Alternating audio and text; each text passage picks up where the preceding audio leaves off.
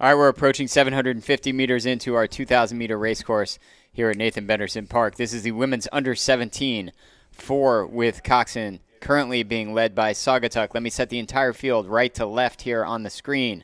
It's Marin in lane 2, Pacific in lane 3, Oakland Strokes in lane 4, Saugatuck in lane 5, St. Andrew in lane 6, and White Marsh in lane 7.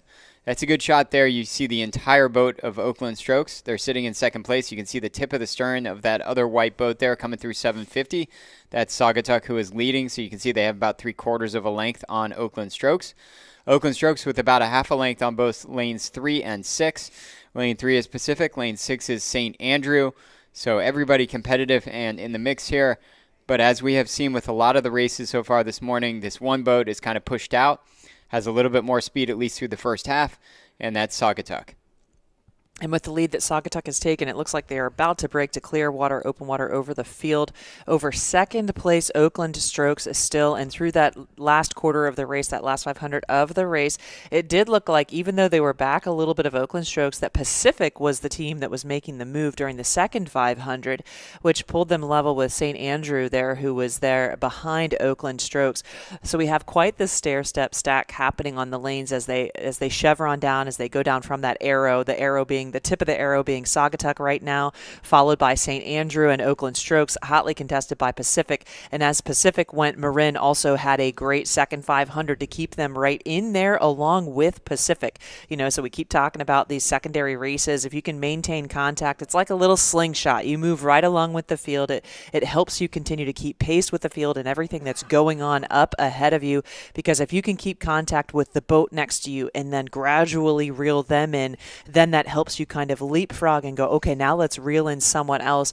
That idea of making progress through what you're doing is incredibly motivating, even if you're in these outside lanes and aren't in direct contact with the leaders, who still are Saugatuck and certainly have broken open water at this point. So even though the Coxon can't necessarily see, David, you've mentioned numerous times over the weekend, being out there, you're kind of in no man's land. You have a big blind spot.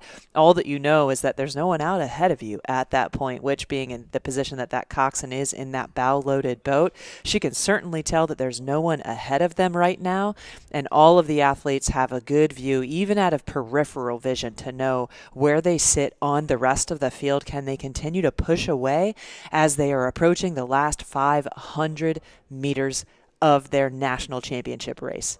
Saugatuck trying to win the national championship in the women's under 17 4 with Coxon.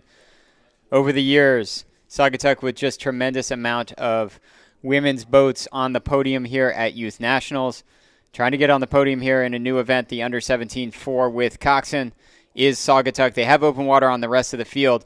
We've been looking at this camera angle for a long time, but I'm going to tell you there's some serious racing going on behind Saugatuck right now.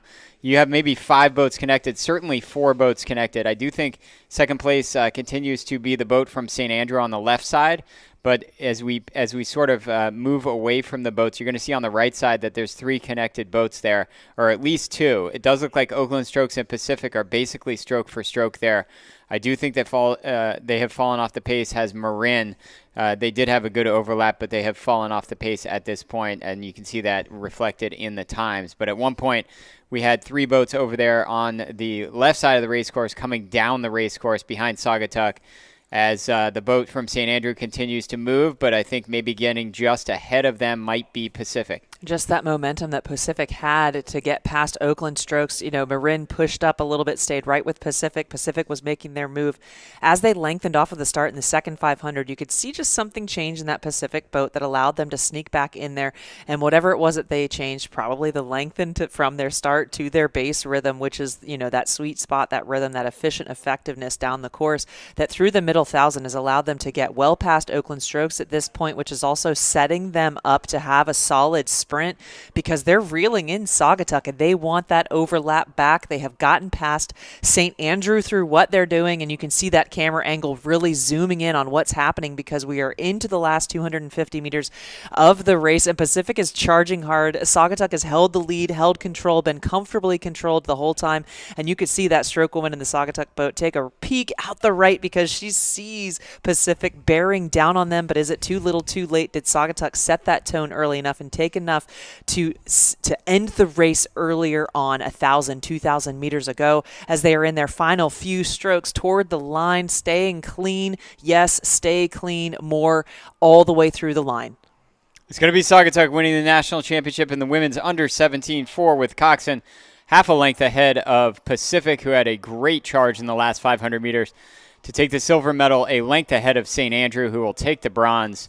Then just ahead of Oakland Strokes in lane 4, taking 4th place, their bow number, then ahead of Marin and White Marsh. So you are watching the 2022 U.S. Rowing Youth National Championships from Nathan Benderson Park in Sarasota, Bradenton, Florida. If you're watching at home, my name is David Wyant. I'm bringing you the races with my broadcast partner here, Lindsay Shoup. And we hope that you are enjoying what you're watching. We certainly have enjoyed the races throughout the weekend. We've had so many amazing side-by-side races in every single level final, in the semifinals, so many photo finishes. Just go look at Here Now from yesterday and see how many photo finishes there were.